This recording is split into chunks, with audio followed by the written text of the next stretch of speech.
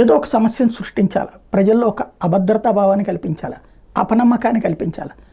1000 నోట్ల రద్దు 500 నోట్ల రద్దు అప్పుడు పెద్ద ఎత్తున ప్రజలందరూ ఆగ్రహావేశాలకు గురవుతారని భావించారు. కాంగ్రెస్ కావచ్చు, అన్ని మిత్రపక్షాలు కావచ్చు. జనమందరూ బారులు తీరి డబ్బులు తీసుకున్నారు. కొంతమంది అసంతృప్తితో మాట్లాడారు, కొంతమంది సంతృప్తితో మాట్లాడారు.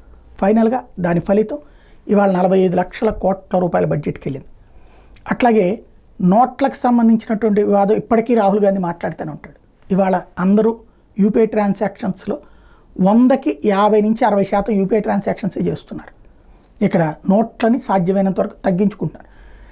తద్వారా అసలు ఈ దేశపు వ్యాపార స్వరూపం ప్రపంచానికి తెలిసి బెత్తరపోతుంది. ఎందుకంటే లక్షల కోట్ల ట్రాన్సాక్షన్స్, లక్షల కోట్ల రూపాయల వ్యాపారం నడుస్తుంది.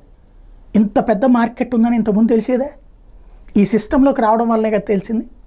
ఇప్పుడు మళ్ళీ కాంగ్రెస్ పార్టీ ఒక కొత్త స్లోగన్ అందుకుందనమాట.